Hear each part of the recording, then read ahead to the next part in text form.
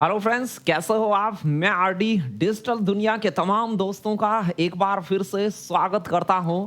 और आज जैसा कि आप देख रहे हैं, हाइट एंड डिस्टेंस, ऊंचाई और दूरी में उंगलियां और मन कौन के जो सवाल आते हैं उनको आप कैसे बेहतर तरीके से करें, कैसे इजी तरीके से ये परीक्षा में आ जाएं तो प्रश्न को आप बगैर किसी डर के सोल्व कर लें, वो आप और हम मिलकर सीखने वाले हैं। और इतने बेहतर तरीके से सीखने वाले हैं कि आपको आगे जिंदगी में इनकी कभी आवश्यकता ही नहीं पड़ेगी दोबारा सीखने की, क्योंकि आप चीजों को यहाँ स्टेप टू स्टेप देखेंगे। यदि आपने उनको पूरे पार्टों को और पूरे वीडियो को ध्यान से देखा तो आप आगामी एग्जाम में ऐसे क्वेश्चंस को चुटकियों में कर रहे होंगे। और आपको मैं यूँ बता दूं कि जो ऊनियन अवनमन के कोण आते हैं टिग्नोमेट्री के अंतर्गत आपके सिलेबस में, एलडीसी या ग्रुप डी वगैरह, एनटीपीसी, एसएससी वगैरह, जिनमें क्वेश्चंस यहाँ से पूछे जाते हैं, वो आपके सिलेबस में शामिल है। तो आपको मेरे साथ आगे की इस वीडियो में और इससे आगामी पार्टों में जुड़े रहना पड़ेगा,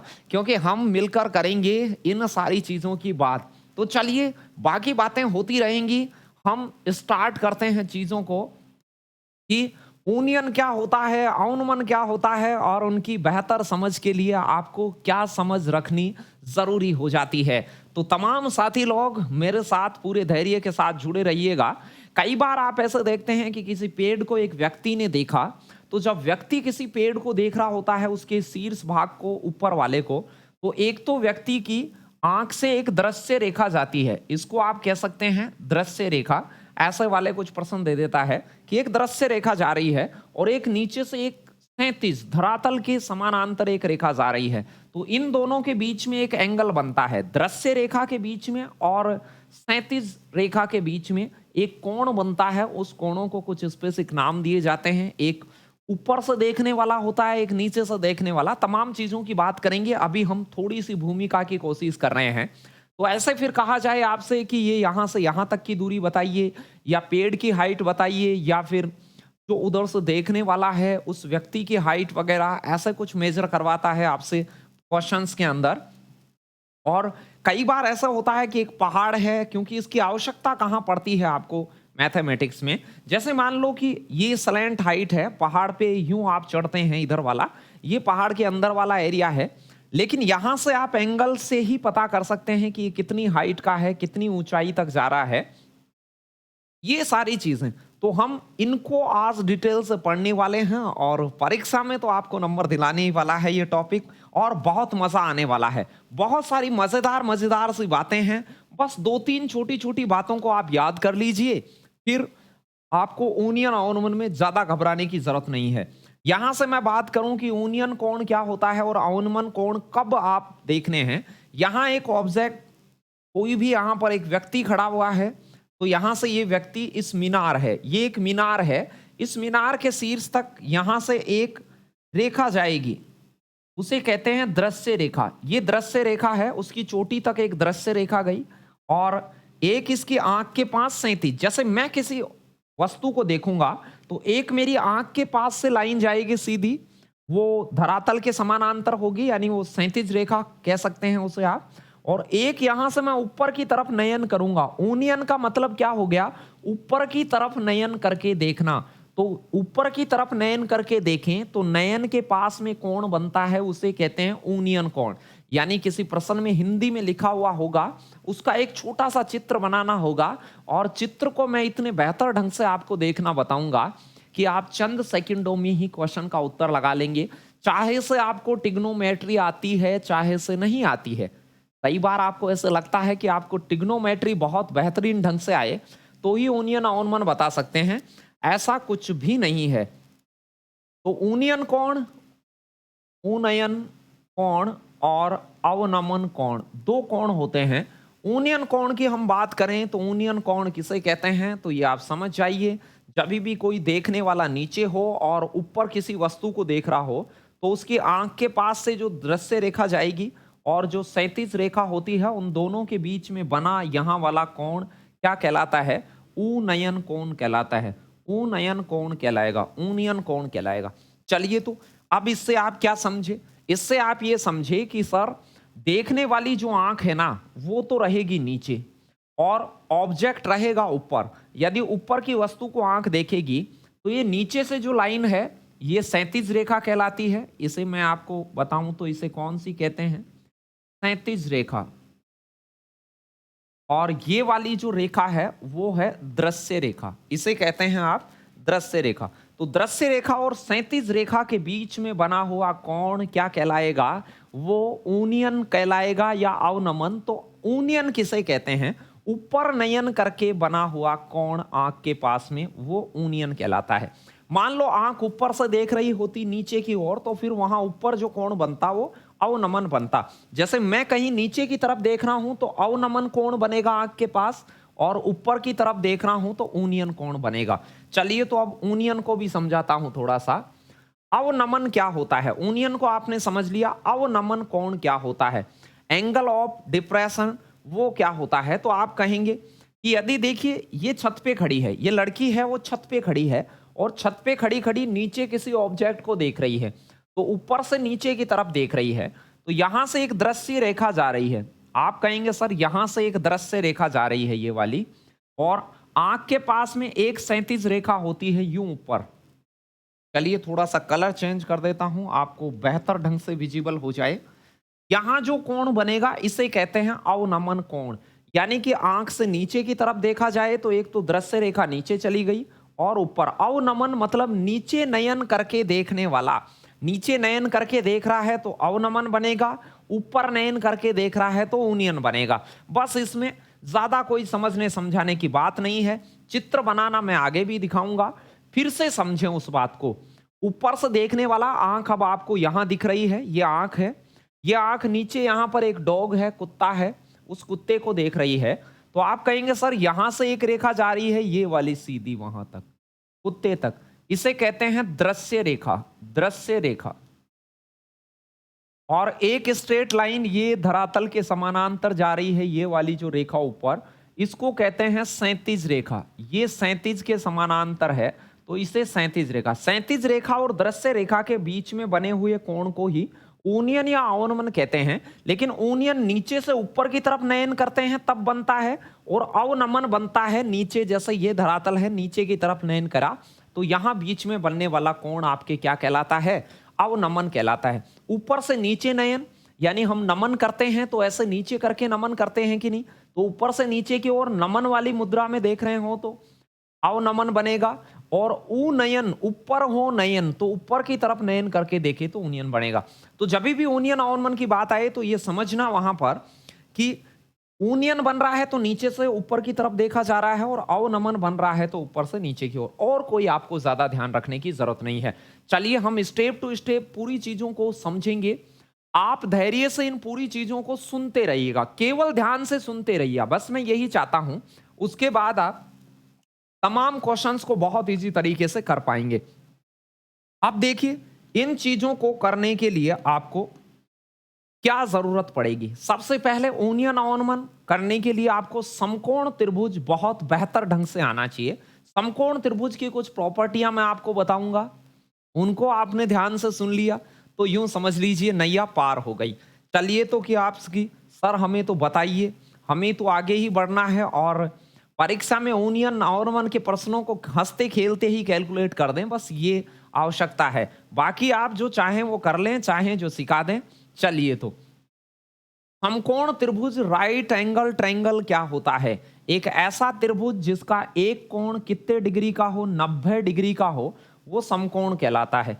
और 90 डिग्री के सामने वाली भुजा को क्या कहते हैं? कर्ण कहते हैं। सबसे पहले तो ये सभी जानते होंगे, ऑलरेडी बहुत सारे स्टूडेंट आप में से वाकिफ होंगे कि आधार किसे कहते हैं, लंब किसे कहते हैं, कर्ण किसे कहते हैं। लेकिन यहां मेरे भाई एक बात ध्यान रखना, यहां दो न्यून कोण हैं। न्यून कोण मतलब ये दोनों कोण 90 से छोटे होंगे। आप थोड़ा सा ये भी ध्यान रखें, त्रिभुज के तीनों कोणों का सम, एंगल कोण ए, कोण बी और कोण सी, तीनों कोणों का सम होता है 180। त्रिभुज के तीनों अंतः कोणों का योगफल होता है 180 डिग्री। अब 180 डिग्री में ये 90 डिग्री का हो गया कि नहीं भाई? तो आप कहेंगे सर ये दो बच गए, वो 90-90 के बच गए। अब ये बराबर हैं तो 45-45 के हैं। मान लो ये 1 डिग्री है तो आप कहेंगे सर ये 89 है, क्योंकि तीनों मिलकर 180 बनेंगे। तीनों मिलकर 180 बनेंगे तो ये अकेला 90 डिग्री का, तो ये दोनों बन के 90 डिग्री के। तो समकोण त्रिभुज में जो दो कोण बचते हैं 90 डिग्री के अलावा, इन दोनों को जोड़ने से भी 90 डिग्री बनता है। चलिए साहब, ये बात तो कि सर हम पहले से भी जानते थे, और बताइए क्या जाने इसके बारे में, और क्या जानना है। यदि मैं सी कोण के बारे में चर्चा करूं, सी कोण के बारे में देखूं कि सी कोण के लिए कर्ण कौन है, तो आप कहेंगे सर कर्ण तो दोनों के लिए यही है, बड़े वाली भुजा, सबसे बड़ी भुजा 90 डिग्री के सामने वाली भुजा कर्ण कहलाती है। और कोण ए के लिए भी कर्ण तो वही होगा, कर्ण दोनों में सेम है। लेकिन आप थोड़ा गौर से देखिए, आधार और लंब अलग अलग होता है। जिस कोण की आप बात कर रहे हैं, यदि सी कोण के लिए ढूंढना चाहते हैं कि आधार कोण, तो ये किस पे बना हुआ है, इस पे, तो ये सी कोण का आधार हो गया, ये आधार हो गया। और ये कौन से कोण का है, सी कोण का आधार है। और लंब ये कहेंगे कि सर ये लंब हो गया, ये कौन से कोण का लंब है, ये सी कोण का लंब है। सी कोण के लिए कोण के सामने वाला लंब कहलाता है। सी कोण के लिए कोण के सामने वाला क्या कहलाता है, लंब कहलाता है। अब आप ए कोण के लिए भी देखेंगे कि ए कोण के लिए कोण क्या होगा, तो ए के लिए देखिए लंब अब ये हो जाएगा। ऐसा नहीं है कि नीचे वाले को ही आधार कहते हैं, कोण के अनुसार कहते हैं। आप ए कोण का अध्ययन कीजिएगा तो ये वाला लंब हो जाएगा, ए कोण के लिए ये लंब है सामने वाला, और ये आधार है, ए कोण के लिए ये आधार है। तो आधार लंब कोण के अनुसार होते हैं। मैं इनको मिटा देता हूं, अब डायरेक्ट ही ध्यान रखें कि यदि आपको सी कोण के लिए लंब चाहिए तो सी कोण का लंब ये है और ए कोण का लंब ये है। लंब दोनों ही होते हैं, सी कोण का लंब ये है और ए कोण का लंब ये है। लंब होता है उसके सामने वाला, जो कोण देख रहे हैं उसके सामने वाला लंब होता है। 90 डिग्री के सामने वाला कर्ण होता है। कर्ण में कोई आपको ध्यान रखने की जरूरत नहीं है, सबसे बड़े वाली और 90 के सामने वाली को कर्ण कहते हैं। आधार सी कोण का आधार ये है और ए कोण का आधार ये है, ए बी। और ए कोण का लंब उसके सामने वाला BC है और सी न्यून कोण का लंब AB है। बस इसके बाद और क्या ध्यान रखना है, समकोण त्रिभुज में आप ये जानते होंगे पाइथागोरस थ्योरम। पाइथागोरस फ्रांसीसी एक मैथमेटिशियन था, उन्होंने एक बेहतरीन समकोण त्रिभुज में संबंध दिया कि कर्ण स्क्वायर बराबर आधार स्क्वायर प्लस लंब स्क्वायर। बहुत ही बेहतरीन का सूत्र है ये, और आपने 10वीं 11वीं तक भी इसे बहुत देखा होगा। 10वीं तक की बुकों में, क्या 8वीं में, क्या 9th में, 10th में, सब जगह आया होगा कि कर्ण स्क्वायर बराबर सर आधार स्क्वायर प्लस लंब स्क्वायर होता है। इन तीनों दूरियों के वर्ग करें तो बड़ी भुजा का जो वर्ग होता है छोटी भुजाओं के वर्गों के योगफल के इक्वल होता है। चलिए, अब ये बात क्या काम आ सकती है, ये बात जैसे मान लो किसी ने कहा कि ये 3 है और ये 4 सेंटीमीटर है, ये 3 लंबाई है, ये 4 लंबाई है। मैं कहूं ये कितनी है, तो अब आप वैसे तो बता नहीं सकते, लेकिन पाइथागोरस क्या कह के मरा था, पाइथागोरस ये कह के मरा था कि भाई AC स्क्वायर बराबर BC square plus AB square होगा। ये नहीं, कर्ण स्क्वायर बराबर आधार स्क्वायर प्लस लंब स्क्वायर होगा। ये मेरे दोस्त कर्ण हो गया। तो आप कहेंगे सर कर्ण का जो स्क्वायर होगा ना, वो आधार का स्क्वायर यानी कि 3 का या 4 का, ये इसका आधार है तो 4 का स्क्वायर प्लस 3 के स्क्वायर के बराबर होगा। छोटी दो भुजाओं के वर्गों का जोड़ कर दें, वो बड़ी भुजा के वर्ग के बराबर होता है। अब आप कहेंगे सर 4 का स्क्वायर हम जानते हैं 16 और 3 गुणा 3 9 होता है, तो ये 25 हो गया। लेकिन 25 क्या हुआ मेरे भाई, तो आप कहेंगे सर ये तो कर्ण हुआ। कर्ण नहीं हुआ भाई, ये कर्ण का स्क्वायर हुआ। तो स्क्वायर को हटाएंगे तो अपोजिट साइड में रूट लगेगा, तो ये 5 का रूट 25 5 के इक्वल होता है। तो 3 4 5 ये पाइथागोरस संख्याएं हैं, डायरेक्ट भी ध्यान रखें। तो ये कोई सी भी संख्या दे, इन दोनों का वर्ग करके जोड़ने से ये इसका स्क्वायर आ जाएगा। इनमें से ये दो दे तो इनका स्क्वायर करके घटाने से ये आ जाएगा। छोटी भुजा मिसिंग हो तो बड़े वाली में से ये वाली का वर्ग करके घटा दें तो ये आ जाएगा, और बड़ी भुजा मिसिंग हो तो इन दोनों के वर्ग करके जोड़ दें तो कर्ण आ जाएगा। छोटी सी बात है, ये आप पहले भी त्रिभुज में भी मेरे से पढ़ चुके हैं। देखिए, कुछ चीजों को आप डायरेक्ट भी याद कर लें, क्योंकि ऊंचाई दूरी में कई बार कुछ ऐसे क्वेश्चन आएंगे परीक्षा में। अभी मैं दिखाऊंगा कि क्वेश्चन कैसे कैसे आते हैं, बस आप चीजों को सुनते रहिए। मैं आपसे ये चाहता हूं कि आप इन चीजों को सुनते रहेंगे तो बहुत बेहतर ढंग से कर पाएंगे। कर्ण, आधार और लंब, यदि कर्ण 5 होता है तो आधार और लंब अभी प्रूव करा अपन ने कि इसका जो स्क्वायर होता है इनके स्क्वायर के योग के बराबर होता है।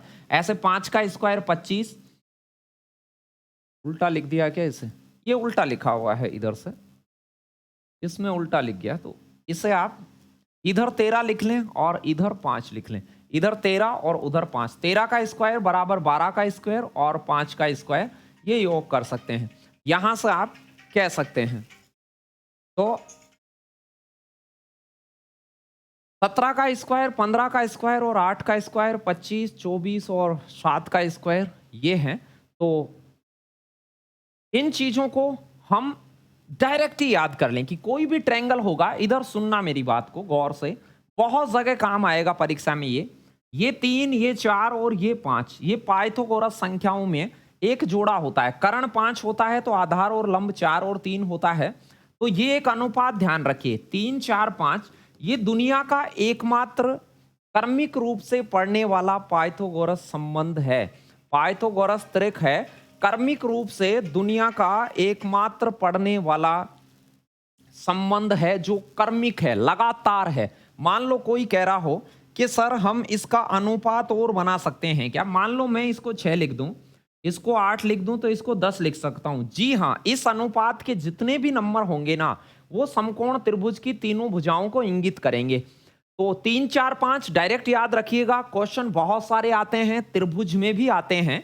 कई बार ऐसे पूछ लिया जाता है कि समकोण त्रिभुज की तीनों भुजाएं क्रमिक हैं, एक एक का गैप है, आधार से एक ज्यादा लंब है और लंब से एक ज्यादा कर्ण है, ऐसे कई बार कह देता है, वो हम त्रिभुज में पढ़ भी चुके हैं। तो यहां से अब 2-2 का गैप है तो फिर ये 6, 8, 10 है, ये क्रमिक आएगा। यदि मैं तिगुना करूं तो ये 9, इसका तिगुना 12, इसका तिगुना 15, 9, 12, 15 भी पाइथागोरस होंगे, वो 3, 4, 5 ही कट के आएंगे। तो ये वाला पता है, ये अनुपात हो गया 3, 5 और 4, यानी 5 बड़ा ही बड़ा अनुपात। ऐसे ही एक होता है 13, 12 और 5, 5, 12, 13 कर लें उसको आप। एक दूसरा क्या होगा, पहला तो हो गया 3, 4 और 5, ये बड़ा ही बड़ा है, वो कर्ण है। फिर दूसरा क्या हो गया, ये भुजा 5 हो, ये 13 हो, कोई सी भी 13 कोई सी भी 5 हो तो 90 डिग्री, ये 12 हो और ये 5 हो तो 90 डिग्री के सामने वाली कितनी होती है, 13। तो आप कहेंगे सर 5, 12 और 13, क्षेत्रफल में खूब पढ़ा है, इनको खूब हमने जाना है और आसानी है ये चीजें। चलिए, ये तो कभी कभी जरूरत पड़ती है। एक 17, 15 और 8 होता है, कर्ण, आधार, लंब के स्क्वायरों से भी कैलकुलेट कर सकते हैं। एक होता है 25, 8 और 25, 24 और 7। चलिए बढ़ते हैं अब आगे, हम इससे रिलेटेड कुछ छोटे मोटे क्वेश्चंस कैसे आते हैं। अभी जो चीज पढ़ी, अभी हम ऊनियन अवनमन की बात नहीं कर रहे, उससे पहले उसके जुड़ाव की चीजों की बात कर रहे हैं कि हाइट एंड डिस्टेंस में जो ट्रायंगल बनेगा उसमें कर्ण क्या होगा, आधार क्या होगा। फिर हम यूज लेंगे कि कैसे कोणों से आप उसे बता सकते हैं। 10 मीटर की एक सीढ़ी को जमीन से 6 मीटर की ऊंचाई पर एक खिड़की तक पहुंचाया गया है। चलिए देखिए, खिड़की विड़की बनाएंगे तो आप ये कहेंगे कि सर हम ये एक ट्रायंगल बना लिए, ये एक त्रिभुज हो गया, ये कोण 90 डिग्री का हो गया, ये तो धरातल हो गया, ये एक दीवार हो गई। प्रश्न में कहा गया एक सीढ़ी है, लैडर है, तो आप कहेंगे सीढ़ी कौन सी है, तो ऐसे ही तो सीढ़ी लगाते हैं, ऐसे दीवार पे यूं ही तो सीढ़ी लगाते हैं आप। तो ये सीढ़ी हो गई, ये धरातल हो गया और ये दीवार हो गई। प्रश्न के अनुसार ये दीवार हो गई, एक खिड़की तक पहुंचती है, यहां कोई खिड़की है, उस खिड़की तक ये दीवार तक ये कुर्सी पहुंचती है। चलिए भाई, पहुंचती है तो फिर आगे क्या कह रहा है, 10 मीटर की एक सीढ़ी को, अब सीढ़ी की लंबाई कितनी है, आप कहेंगे सर 10 मीटर बता रखी है, 10 मीटर सीढ़ी की लंबाई है और जमीन से 6 मीटर की ऊंचाई पर खिड़की है, ये 6 मीटर की ऊंचाई की खिड़की है।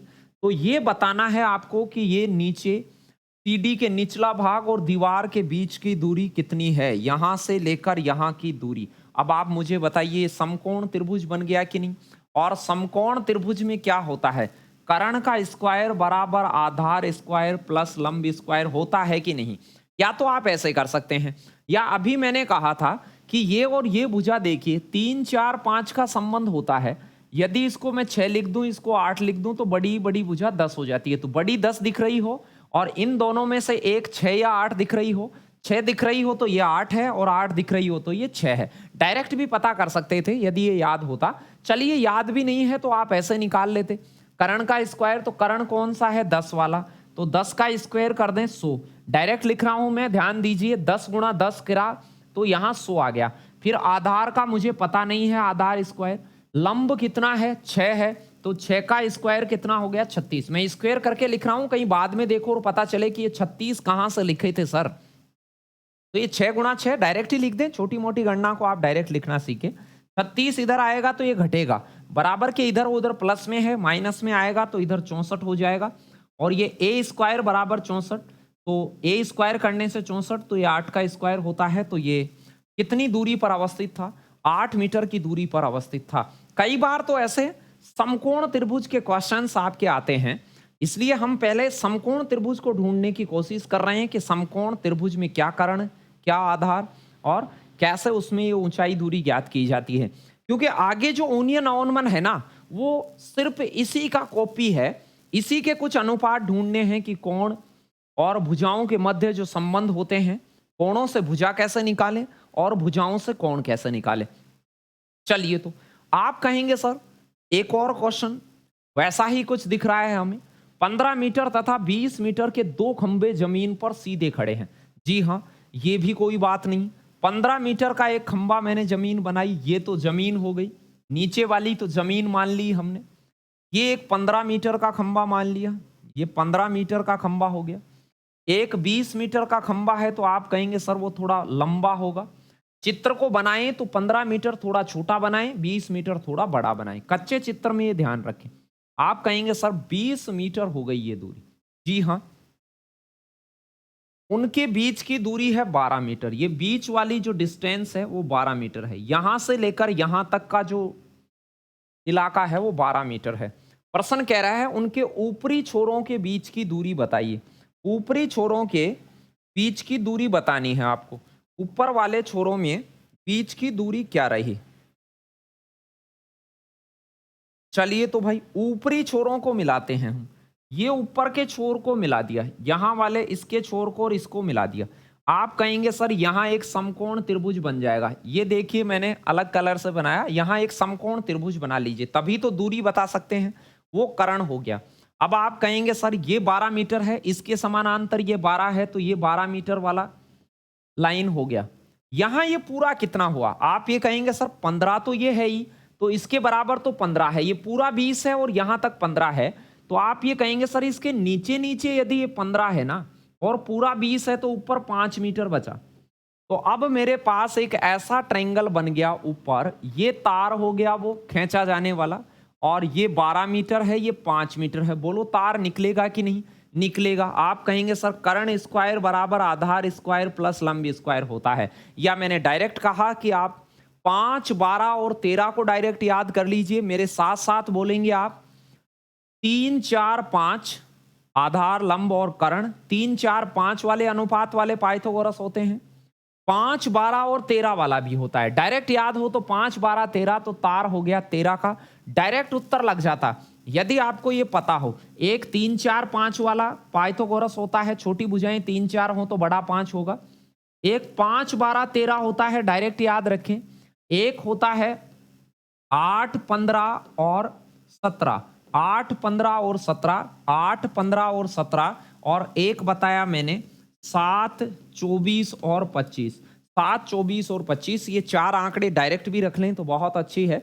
नहीं भी रहे तो कर्ण स्क्वायर, आधार स्क्वायर, लंब स्क्वायर से कैलकुलेट कर लें। देखो कैसे, आधार मुझे गिवन था, ये तो मुझे पता ही नहीं था, तो 12 का स्क्वायर करता मैं, 5 का स्क्वायर करता, तो आप कहेंगे सर ये 144 हो जाता, ये 25 हो जाता। ये कर्ण के स्क्वायर के बराबर है, तो 169 होता। और ये काई का स्क्वायर होता है। 20, 30 तक के स्क्वायर आपने याद भी कर रखे हैं, तो आप कहेंगे सर 13 का स्क्वायर होता है, तो 13 का स्क्वायर। सी ऑप्शन आ जाता। तार की लंबाई कितनी आ जाती मेरे दोस्त? तो आप कहते सर सी ऑप्शन तार की लंबाई हो जाती। चलिए बढ़ते हैं अगले क्वेश्चन की ओर। आज हम बिल्कुल बुनियादी चीजें ही सीखेंगे इसमें, फिर आगे ओनियन अवनमन की अप्रोच की तरफ बढ़ेंगे हम धीरे धीरे। एक चक्रवात में एक 9 मीटर ऊंचा पेड़ 4 मीटर ऊंचाई से टूट गया है। 9 मीटर ऊंचा एक पेड़ था। जी हाँ, 9 मीटर ऊंचा पेड़ बना लेते हैं। ये एक 9 मीटर ऊंचा पेड़ है। ध्यान से सुनिएगा। ये धरातल है नीचे, ये पेड़ टूट गया है। चलो भाई, टूट गया, कहां से टूटा? तो प्रश्न कह रहा है 4 मीटर ऊंचाई से टूट गया। 4 मीटर ऊंचाई से टूट गया। ये ऊंचाई कितनी है? तो ये ऊंचाई कितनी है? 4 मीटर है। अब आप कहेंगे सर 9 मीटर का पेड़ था, 4 मीटर से टूटा तो ऊपर कितना मीटर बचा? 5 मीटर बचा कि नहीं मेरे भाई? 5 मीटर ऊपर बच गया। तो ये टूटा होगा तो ऐसे गिरा होगा, इस पे ऐसे गिरकर ये इधर आ गया होगा। आप ये लो साहब, पेड़ टूट कर इधर, तो ये वाला कितना हो गया? 5 मीटर। ये वाली भुजा कितनी हो गई? 4 मीटर। पूरा पेड़ अब ऐसे हो गया, ये पूरा पेड़ हो गया ऊपर ऊपर। तो ये 5 है, ये 4 है, और ये नीचे वाला पूछा है कि जमीन को कितनी दूरी पर छूता है वह। तो आप मुझे बताइए, ये 3 4 5 वाला तो डायरेक्ट भी आता है कि नहीं? ये 5 है, ये 4 है, तो ये 3 होता है। डायरेक्ट लगा दें। बड़ी भुजा 5 होनी चाहिए, लेकिन इधर 5 हो जाए तो उधर 3 नहीं होगा। बड़ी भुजा 5 हो, इन दोनों में से कोई सी 3 हो या 4 हो, तो दूसरी, एक 3 है तो दूसरी 4 होगी, एक 4 है तो दूसरी 3 होगी। बस 3 4 5 तो अपने जहन में बिठा लें कि 3 4 5 तो पाइथागोरस यानी समकोण त्रिभुज की भुजाएं होती ही हैं इस अनुपात में। तो बहुत ज्यादा आती है ये बात तो, और ये कर्मिक है। दुनिया का एकमात्र कर्मिक जोड़ा है जो पाइथागोरस है। क्रम से, मतलब संख्याओं में क्रम से आते हैं, बाकी तो बहुत संख्या है लेकिन वो क्रम से नहीं आती। चलिए, आपने ऐसा डायरेक्ट नहीं निकाला तो फिर एक सूत्र बताया कि कर्ण स्क्वायर बराबर क्या होता है? आधार स्क्वायर प्लस लंबी स्क्वायर होता है। कर्ण का स्क्वायर मुझे गिवन है, 5 का स्क्वायर 25 होता है। आधार मेरे पास है नहीं। लंब ये रहा, 4 चौक कितना हो जाएगा? 16। तो 16 इधर आके घटेगा तो 9 हो जाएगा। आधार स्क्वायर 16 घटेगा। और ए बराबर कितना हो जाएगा? आप कहेंगे सर ए बराबर तो 3 हो जाएगा। तो इस प्रकार से 3 मीटर की दूरी पर वो जमीन को छूता है। राइट आंसर जो यहां से रहता आपका, वो 3 मीटर रहता। कोई मुश्किल बात नहीं है, बिल्कुल आसान बात है। चलिए, तो अब पढ़ते हैं ऊनियन अवनमन के लिए क्या। अभी तो हम ऐसे ही कर रहे थे, यूं समझ जाइए कि समकोण त्रिभुज की कोई छोटी मोटी बात कर ली, लेकिन ऊनियन अवनमन कोण आने के लिए आपको क्या आना चाहिए? देखिए, ऊनियन अवनमन में आपके जो सिलेबस में 45 डिग्री के कोण, 30 डिग्री के और 60 डिग्री के 3 विशेष कोण होते हैं। कभी कभी 15 डिग्री का भी आता है, वो मैं आपको बताऊंगा। 15-75 में भी कोई मामला हो तो भी वो आसानी बात है, वो हम आगे बात करेंगे। लेकिन 15, 30 और 60 डिग्री के कोणों में, यानी कि समकोण त्रिभुज में कोण दे दे 15, 30, 60, 75 ऐसे वाले, और फिर उनकी दूरी को आपसे पूछा जाए, दूरी उरी को मेजर करवाया जाए, तो उनको कैसे करते हैं? देखिए, भुजाओं और कोणों के बीच संबंध को ही त्रिकोणमितीय अनुपात कहते हैं, आप यूं समझ जाइए। तो अब आपको ट्रिग्नोमेट्री भी नहीं आती है तो ध्यान दे लेना। एक चित्र में 45 का बताऊंगा, एक चित्र 30 और 60 का बताऊंगा, और एक मिक्स वाला चित्र बनाऊंगा। उसके बाद आप इनको फटाफट आराम से बहुत जबरदस्त तरीके से सोल्व कर देंगे। अब थोड़ा सा ध्यान चाहता हूं मैं आप सभी का। एक समकोण त्रिभुज बनेगा, सभी क्वेश्चंस के अंदर 2 बन सकते हैं, 1 बन सकता है, लेकिन हर बार समकोण त्रिभुज बनेगा। समकोण त्रिभुज का एक कोण 90 डिग्री का होता है। यदि 45 डिग्री वाला कोण होगा ऊनियन अवनमन, तो यहां 45 डिग्री यदि कोण होगा तो क्या होगा ये समझना। आप कहेंगे सर ये 90 डिग्री हो गया, ये 45 हो गया, तीनों कोणों को मिलाने से 180 बनता है। ये 90, ये 45, तो ये दोनों 90 बनने चाहिए। तो अब ये इक्वल इक्वल होंगे, 45 डिग्री के होंगे।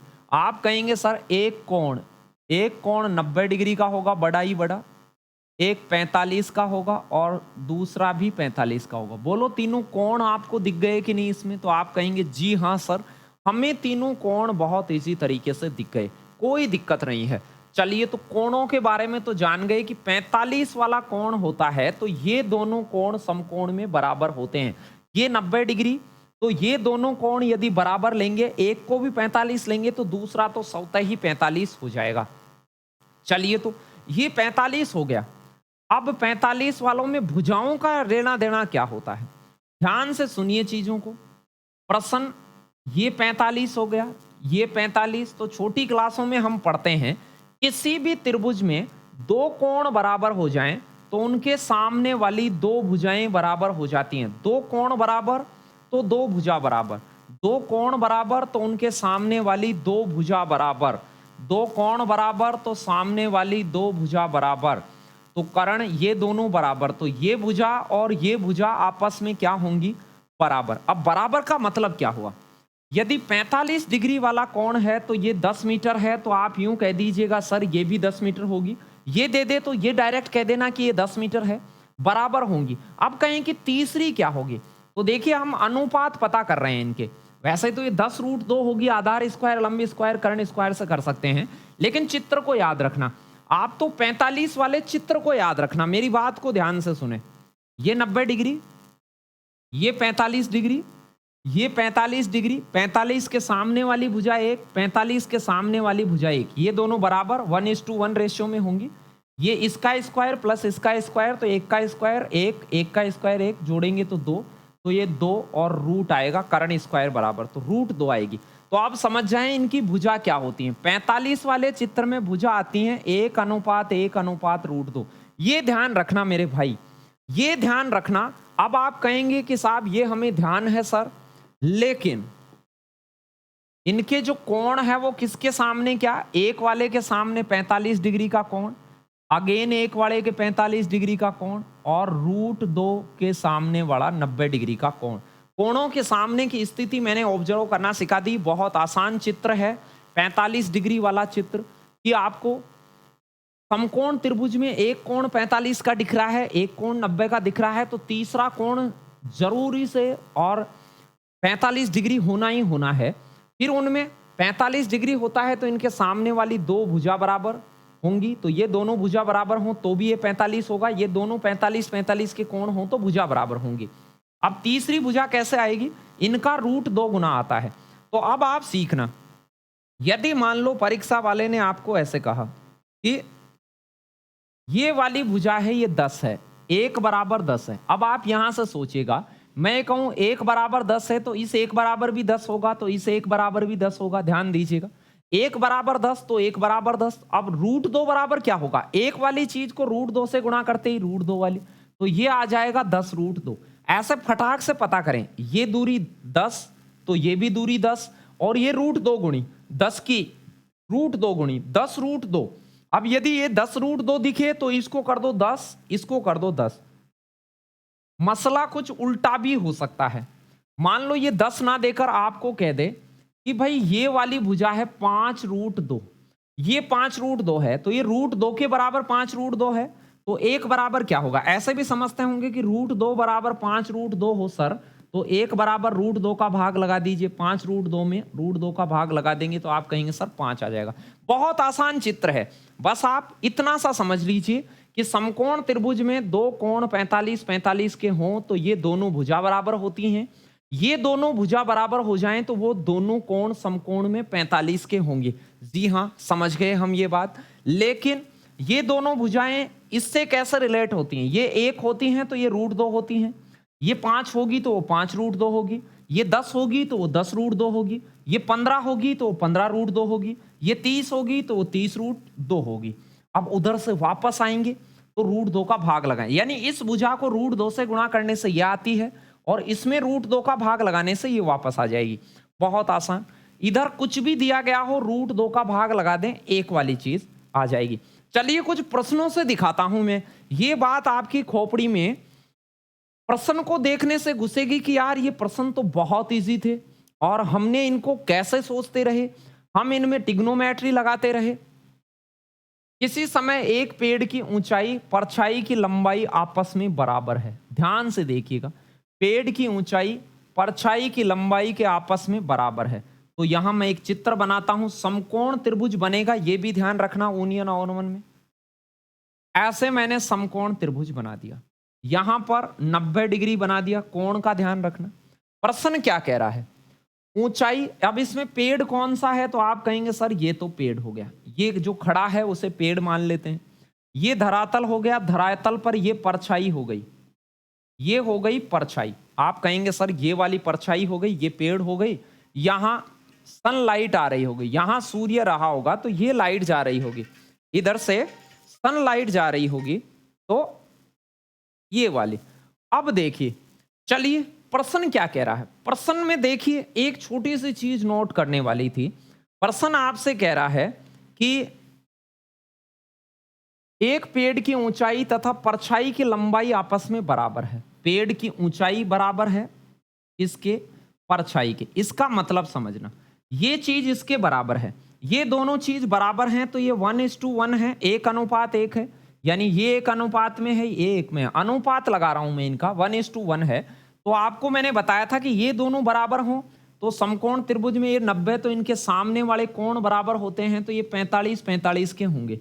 ये दोनों 45, क्योंकि त्रिभुज के तीनों कोणों का सम होता है 180, ये 90 हो गया तो वो दोनों 90 होंगे, और परछाई और पेड़ की ऊंचाई बराबर है तो वो दोनों 90 के। अब इसमें सोचने वाली बात कुछ भी नहीं है, बस उस चित्र को याद रखें, ध्यान दें।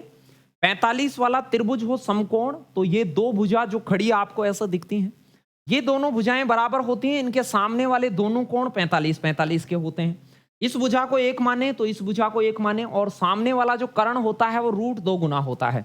बस अब क्या था, प्रश्न ये पूछ रहा था कि सूर्य का ऊनियन कोण, तो यहां बनने वाला कोण ऊनियन, तो आप कहेंगे सर ये वाला कोण क्या हो गया, सी ऑप्शन 45 डिग्री ऊनियन कोण हो गया। सी ऑप्शन यहां से राइट आंसर हो जाता। कभी भी ऐसे कहे कि ये मीनार की ऊंचाई और परछाई की लंबाई आपस में बराबर है तो 45 लगा दे। चलिए अब ऐसे भी दे सकता है, एलडीसी राजस्थान एलडीसी 9 सितंबर 2018 वाले पेपर में, बहुत छोटी बात। अब देखिए लिखना अलग बात होती है कि वो लिख कैसे दे, बाकी यहां भी आप देखेंगे तो बहुत छोटी सी बात निकलेगी। प्रश्न को बिल्कुल आराम से समझें, तसल्ली से पढ़ें, उसका चित्र बनाएं। सबसे पहले आप चित्र बनाएंगे, फिर दूरी और कोण के बारे में सोचेंगे। चलिए मैं चित्र बना रहा हूं, वो कह रहा है वैसे 1.5 मीटर लंबा प्रेक्षक है, एक प्रेक्षक है वो 1.5 मीटर लंबा है। चलिए एक आदमी बनाते हैं। प्रश्न में प्रेक्षक है, एक देखने वाला है, इसकी ऊंचाई कितनी है, तो प्रश्न के अनुसार 1.5 मीटर है। जी हाँ 1.5 मीटर मान लेते हैं। ये धरातल हो गया, यहां से ये धरातल है।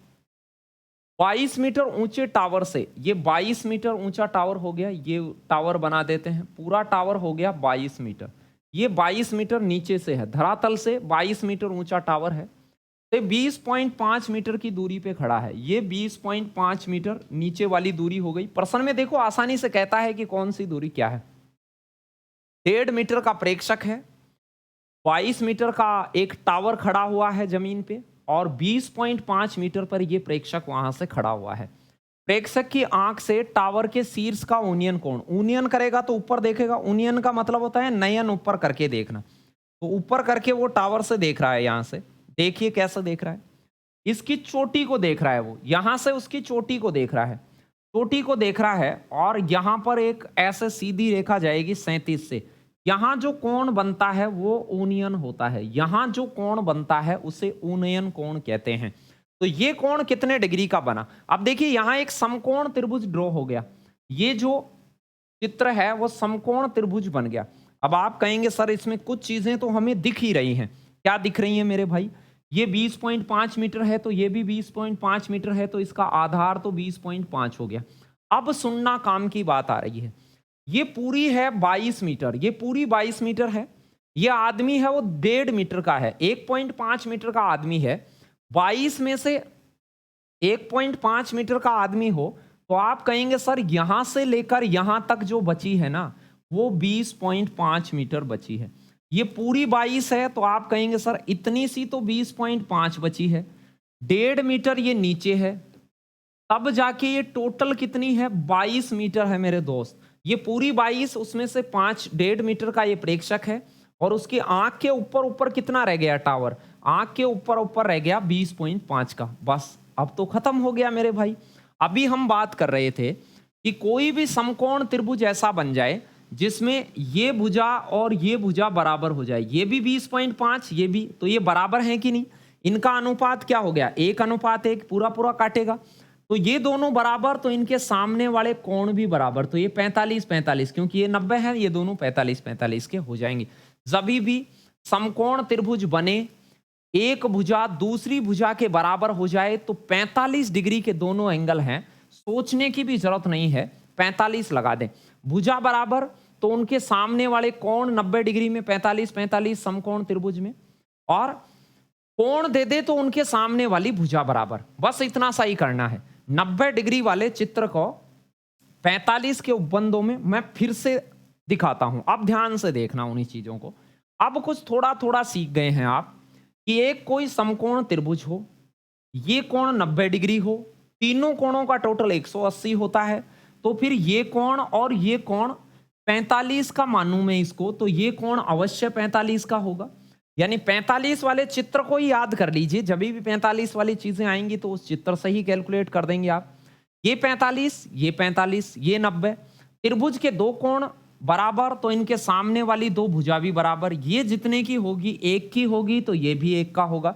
ये इनका अनुपात ले रहा हूं मैं, 45 के सामने एक अनुपात, 45 के सामने एक अनुपात, ये दोनों बराबर, ये दोनों बराबर तो कोण 45 45, कोण 45 दिख जाए तो ये भुजा बराबर कर देना। अब एक बराबर 10 होगा तो इसके बराबर भी 10 होगा, इसके बराबर 20 होगा तो इसके बराबर भी 20 होगा। तीसरी भुजा कैसे निकालेंगे, तो ये √2 गुनी होती है, ये एक तो एक √2, ये 5 तो ये 5 √2, ये 10 तो वो भी 10 √2, ऐसे √2 गुनी होगी। √2 से गुना करते ही वो आएगी और √2 का भाग देते ही ये आएगी। चलिए ये बात हो गई है। चले तो अब हम आगे बढ़ते हैं, कुछ क्वेश्चंस को और देखते हैं। एक बिजली के खंबे के शिखर को जमीन से बांधने के लिए खंबे की लंबाई का √2 गुना तार की आवश्यकता होती है। ये खंबा है, ये जमीन है और ये तार है। आप कहेंगे सर ये तो तार हो गया, चित्र हमेशा समकोण ही बनना है, इसमें शर्माए नहीं। 90 डिग्री ये खंबा हो गया, ये पोल हो गया खंबा, ये तार हो गया, इसे करण कह सकते हैं, ये आधार हो गया। अब कह रहा है यहां गौर करने वाली है, खंबे के शिखर को जमीन से बांधने के लिए खंबे की लंबाई का √2 गुना तार, खंबे की लंबाई का √2 गुना तार चाहिए। खंबे की लंबाई, खंबे की लंबाई को एक मानिए तो ये √2 गुना तार हो गया। तार कितना लेना है, √2 गुना। खंबे की लंबाई को एक मानिए तो ये √2 गुना हो गया। जब भी देखिए, अभी हमने देखा था कि ये √2 दिख जाए, ये एक दिख जाए तो ये निश्चित तौर से कितना हो गया, एक होगा, ये निश्चित एक होगा। जैसे ही समकोण त्रिभुज में आपको ऐसा कुछ दिखे, ये एक दिखे, ये एक दिखे तो ये √2 होगा, ये एक और ये √2 दिखे तो ये एक होगा। जब ये दोनों बराबर हों तो ये 45 45 डिग्री के ही कोण होंगे, तो इसमें शर्माने की जरूरत ही नहीं थी। आप कह देते सर ये भी 45 डिग्री का ही अवनमन कोण हो गया। ऊपर से देख रहा है, ऊपर से शीर्ष से देखें तो अवनमन होगा। यहां ओनियन अवनमन की सोचने की बात नहीं है, सिंगल चित्र में आप ओनियन को अवनमन भी समझ गए तो भी कोई समस्या आपको नहीं होनी है। तो 45 डिग्री के उपबंध हम कुछ देख रहे हैं, रिवाइज कर करके इन्हें देख जाना आप, उसके बाद आपको कोई नया क्वेश्चन नहीं मिलेगा। वहां जितने भी मैं यहाँ 60-70 क्वेश्चन इस श्रृंखला में करवाऊं उनको ही देख जाना आप। चलिए अब क्या था, ये बहुत ही आसान हो गया। एक प्रकाश स्तंभ की चोटी का उन्नयन कोण उसके आधार से 20 मीटर दूरी पर स्थित एक बिंदु से 45 डिग्री है। चलिए ये एक लाइट हाउस हो गया, प्रकाश स्तंभ हो गया, ये तो स्तंभ खड़ा कर दिया, यूं खड़ा रहेगा स्तंभ, और चोटी का किसी स्थान से, यहां से उन्नयन कोण मतलब ऊपर की तरफ नयन करें, यहां से देखें तो यहां कोण बनेगा भाई आपके पास, यहां तो ये उन्नयन कोण हो गया, ये 45 डिग्री का कोण बता रखा है पर्सन ने, और आधार से 20 मीटर दूरी है, ये 20 मीटर दूरी है। अब मैं कोण की बात कर लेता हूं इसमें। आप कहेंगे सर ये तो 90 डिग्री, ये 45 डिग्री, तो ये कितना डिग्री, आप कहेंगे सर ये भी 45 डिग्री, क्योंकि त्रिभुज के तीनों कोणों का सम 180 होता है। ये 90 हो गया, ये 45, तो 45 ये बच गया। हमने बात की थी कि ये 45 के सामने वाला 20 हो गया, तो ये भी 20 हो गया। अनुपात क्या होता है, अनुपात आप कहेंगे सर ये एक होता है, ये एक होता है, तो ये √2 होता है। यही चित्र होता है कोणों में 45 90, और अनुपात में ये एक तो ये √2। अब देखिए पर्सन ने कहा है 1 बराबर 20 मीटर है, 1 बराबर 20 तो ये 20 है, तो ये भी 20, तो यहां भी 1 बराबर क्या हो गई 20 मीटर। यहां यही पूछा है कि स्तंभ की ऊंचाई क्या होगी, तो आप 1 सेकंड में बता देते कि सर 20 मीटर होगी। समकोण त्रिभुज जब भी आपके पास आ जाए उसमें एक कोण 45 का हो जाए तो दूसरा कोण निश्चित तौर से 45 होना है। तीनों भुजाओं में एक तो लंब होगा और एक आधार होगा। लंब और आधार दोनों आपस में इक्वल होंगे, बराबर होंगे। ये नीचे वाला जितना होगा उतना ही ये खड़ा होगा, वो होगा। यानी इसका अनुपात 1 मानेंगे तो इसका अनुपात भी 1 मानेंगे, और तीसरी भुजा रूट 2 गुनी। अब ये पूछ लेता कि ये कितनी, तो आप कह देते सर 1 बराबर 20 है तो रूट 2, यानी कि रूट 2 से गुणा कर दो तो ये 20 रूट 2 आ जाएगा। उत्तर हो जाता 20 रूट 2। कब हो जाता, जब वो इधर कोई तार तूर के बारे में पूछ लेता कि यहां से यहां तक एक तार बांधा गया, वो तो पूछा ही नहीं था, ये दिया था और ये वाली पूछी थी। तो ये 45 का कोण होने के कारण ये दोनों आपस में बराबर होते हैं। चलिए तो और देखते हैं क्या इससे बातें पूछी हुई हैं। एनटीपीसी में पूछा हुआ है, एक दीवार के सारे तिरछी खड़ी हुई सीडी, ये मैं दीवार कर देता हूं, ये हो गई दीवार, तिरछी खड़ी है सीडी, ये तिरछी खड़ी है सीडी, ये हो गई लैडर सीडी। ओनियन कोण है 45 डिग्री का, यहां कोण बनता है ओनियन, ऊपर बनता है ओनन, ओनियन और ओनमन सेम ही बात है। अभी यहां से बन रहा है 45 डिग्री। इसका निचला सिरा दीवार से 10 मीटर की दूरी पर है, ये दीवार से 10 मीटर की दूरी है, ये वाली जो प्रश्न कह रहा है वो। चलिए अब आप कहेंगे सर ये 90 डिग्री तो ये भी 45 डिग्री, 45 के सामने वाली एक तो इस 45 के सामने वाली भी एक, और सीडी हो गई रूट 2 गुनी। शाबाश, बिल्कुल आसान बात है। कह रहा है सीडी कितनी ऊंचाई तक, किस ऊंचाई तक जाती है, सीडी की ये ऊंचाई पूछ रहा है, ये ऊंचाई पूछ रहा है, वो लंबाई नहीं पूछ रहा, सीडी कितनी ऊंचाई तक जाएगी। तो आप कहेंगे सर 1 बराबर 10 है तो दूसरे वाले 1 के बराबर भी 10, तो इस 1 के बराबर भी 10, इस 1 के बराबर भी 10, इस रूट 2 के बराबर पूछता तो 10 रूट 2। ऊंचाई पता करनी है मेरे भाई, तो ये बहुत कम समय का सवाल था, 10 मीटर हो जाती। 45 डिग्री का चित्र बन जाए तो यूं समझिए, ये 45 डिग्री तो सामने वाला एक अनुपात, ये 45 होगा तो ये भी एक अनुपात, इसका मान 1 बराबर 10 दे दिया तो इसका मान भी 1 बराबर 10 कर दें, और वो रूट 2 गुना होता है, उसको रूट 2 गुना कर दें। यहां 10 है तो वहां 10 रूट 2, वहां 10 रूट 2 है तो रूट 2 का भाग लगाकर 1 पता कर लें। चलिए नेक्स्ट क्वेश्चन की ओर बढ़ते हैं। 6 मीटर लंबी एक सीढ़ी दीवार के सहारे, चलिए ये 6 मीटर लंबी एक सीढ़ी दीवार के सहारे लगाते हैं, ये सीढ़ी हो जाएगी, और सीढ़ी की लंबाई कितनी बताई है 6 मीटर, जमीन से कितने का कोण बनाती है 45। तो फटाक से लिख दीजिए सर ये 90 हो गया, वो 45 तो ये भी 45, ये फिर 1 हो गया तो ये भी 1 हो गया, 45 के सामने 1 तो 45 के सामने 1, और वो रूट 2 हो गया। रूट 2 बराबर 6 है, रूट 2 बराबर 6 उसने गिवन कर रखा है। और पूछा क्या है मेरे दोस्त, किस ऊंचाई तक पहुंचती है, 1 बराबर पूछा गया है, रूट 2 बराबर 6 होता हो तो 1 बराबर कैसे निकालेंगे, रूट 2 का भाग दें। 1 बराबर दिया होता तो रूट 2 गुणा करने से आता, रूट 2 बराबर दिया है तो भाग देने से 1 आ जाएगा। 6 में रूट 2 का भाग दें। अब 6 बटे रूट 2 ऑप्शन में नहीं है, इसे काटना सीखें, जिनको काटना नहीं आता काटना सीखें। आप कहेंगे सर रूट 2 को ही काटता है, तो 6 को ये कैसे काटेगा वो देखना, 3 गुणा 2 करें और नीचे रूट 2, रूट 2 को रूट 2 से गुणा करते हैं तो रूट 2 आता है, तो यहाँ रूट 2 बार काटेगा। 3 को रूट 3 से काटना हो तो रूट 3 बार काटता है, ये ध्यान रखें, क्योंकि रूट 2 को रूट 2 से गुणा करने से 2 आता है, ये परमीकरण में मैंने समझाया भी था आपको, ये काट दिया। चलिए 3 रूट 2 बच गया, क्या बचा आपके पास में 3 रूट 2, ए ऑप्शन आपका यहां से क्या हो जाता, राइट आंसर हो जाता। इसमें ये काटा पीटी का ध्यान रखें, 6 बटा रूट 2, थोड़ी सी मैं काटा पीटी की प्रैक्टिस करवा दूं आपको तो थोड़ा सा बेहतर रहेगा आपके लिए। मान लो 5 होता है, वो होता है रूट 5 गुणा रूट 5, ये ध्यान दीजिएगा, रूट 5 को रूट 5 से गुणा करते हैं तो 5 आता है। फिर रूट 2 को यदि मैं रूट 2 से गुणा करूं तो कहेंगे कि 2 आ जाएगा सर, रूट 4 आता है वो 2 हो जाता है। लेकिन कई बार ऐसा है कि 2 के बटे में रूट 2 आ गया, तो आप कैसे काटेंगे, आप कहेंगे सर ये ऊपर वाला रूट 2 गुणा रूट 2 है, नीचे रूट 2, तो ये एक रूट 2 कट जाएगा, यानी रूट 2 आपका उत्तर आने वाला है। 2 में रूट 2 का भाग दें तो रूट 2 आपका आंसर मिलने वाला होता है। अब आप कहेंगे सर 2 नहीं होकर 3 के नीचे रूट 3 आ जाए, तो अब ये रूट 3 बार काटेगा इसे, क्योंकि ऊपर रूट 3 गुणा रूट 3 है तो 3 बार काटेगा। जैसे मान लो 5 के नीचे रूट 5 आ गया तो ये कैसे काटेगा, ये 5 होता है वो रूट 5 गुणा रूट 5 होता है, तो ये इसको रूट 5 बार काटता है। ये ध्यान रखिए, बगैर रूट वाली संख्या को रूट जितनी बार काटता है, जैसे 5 हो तो 5 बार, रूट 5 बार, और 3 होता तो रूट 3 बार काटता। अभी आ गया था कि 6 बटे में रूट 3 आ जाए, 2 आ जाए रूट नीचे। अब ये 3 को ही काटता है, तो ऊपर वाले के टुकड़े कर लीजिए। आप कहेंगे सर 2 गुणा 3 कर लेते हैं, 2 गुणा 3 कर लेते हैं, और नीचे रूट 3 है, तो रूट 3 को ये रूट 3 बार काटेगा, तो उत्तर आएगा 2 रूट 3। कहीं पे ऐसा आ गया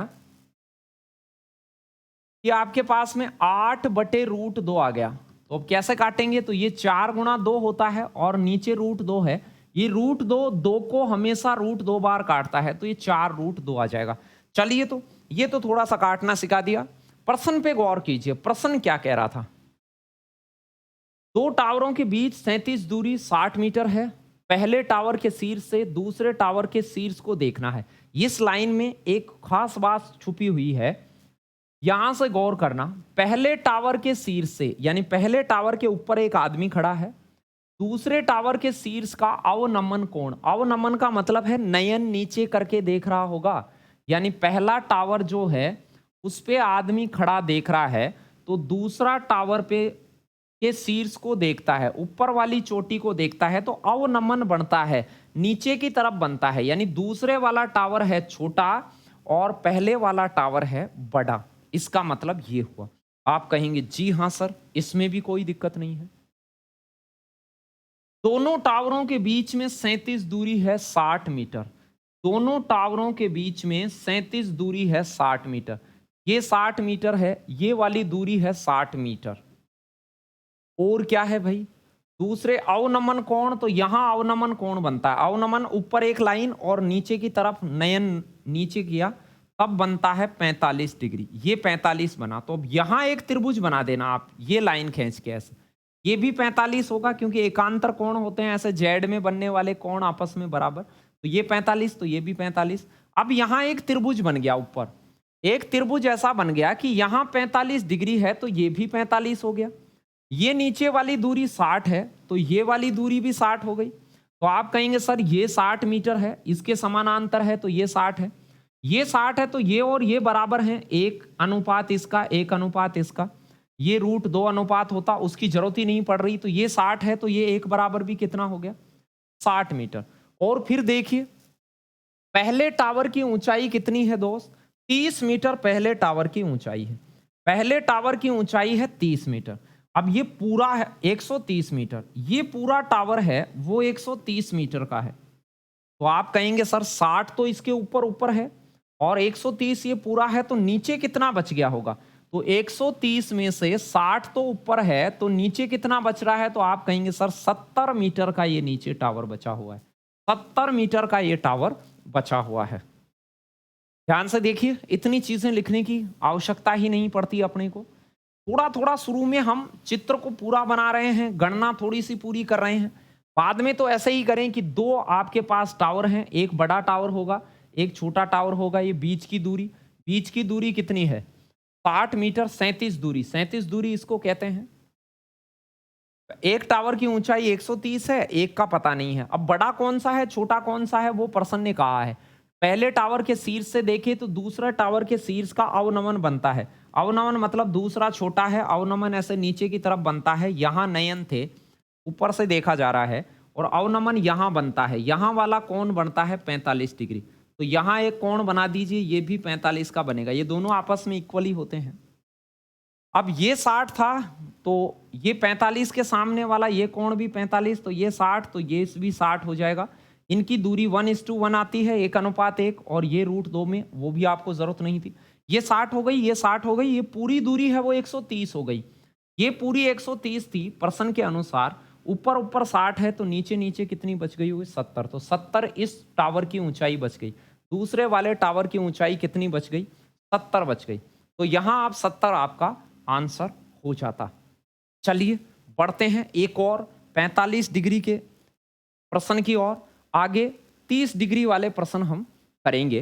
तो ये था आज 45 डिग्री का उपबंध हमने पढ़ा है। फिर से मैं थोड़ा सा रिवीजन कर देता हूं, 5-7 मिनट। आज सिर्फ हमने ऐसे पढ़ा है कि एक समकोण त्रिभुज होगा, एक कर्ण होगा, एक आधार होगा, लंब उसको भी छोड़िए, ये 90 डिग्री होगा। 45 डिग्री का चित्र पड़ा है आज। 45 के कैसे सोल्व करोगे? 45, 30 और 60 सीखने हैं आपको। यहां यदि मान लो 45 डिग्री का कोण बनता है तो ये निश्चित तौर से 45 ही हो गया, क्योंकि ये 90, ये 45, 45, 90। 45 के सामने वाली भुजाएं जो दोनों होंगी, इस 45 के सामने ये और इस 45 के सामने ये, दोनों का अनुपात बराबर होगा। दो त्रिभुज की दो भुजा बराबर तो उसके दो सामने वाले कोण बराबर, और दो कोण बराबर तो उसके सामने वाली दो भुजा बराबर होती है। इसको एक मानो तो इसको भी एक मानना, तो वो हो जाती है √2 गुनी। ये भुजाओं का अनुपात हो गया। इसका मतलब ये हुआ, ये 10 दे देगा तो एक बराबर 10, तो इस एक बराबर भी 10। ये 20 दे देगा तो इस बराबर 20, तो ये भी 20, और ये 20 √2। ये हो गया। ऐसा कोई भी चित्र बने, ये भुजाओं का अनुपात दिखे तो कोण 45 बता देना, कोण 45 दिखे तो ये भुजाओं का अनुपात बता देना। ये बिल्कुल आसान सी चीज थी। ऐसे हमने कुछ क्वेश्चन करने की कोशिश करी आज, और चालू करा है यूनियन ऑनमन को। इस वीडियो को ध्यान से देखा होगा आपने, नहीं भी देखा है तो एक बार और से देख लें आप। यहां से प्रश्न आने वाले हैं परीक्षा में, और अगले पार्ट में हम मिलने वाले हैं, और इसको आगे बढ़ाते हुए 30 डिग्री, 60 डिग्री जो बाकी उपबंध बच गए उनके साथ, और जितने भी पार्ट इसके आए उनको आप पूरी तल्लीनता के साथ देखेंगे। धीरे धीरे हम इन चीजों को सीखते हुए चलेंगे, और धीरे धीरे उनको सीख भी जाएंगे आराम से। बस आप 2-5 घंटे इनके लिए निकालिएगा, और फिर पीडीएफ से प्रैक्टिस कीजिएगा।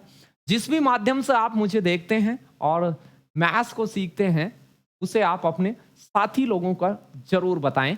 मिलते हैं नेक्स्ट वाले वीडियो में, तब तक खुश रहिए और अपना ख्याल रखिए। धन्यवाद।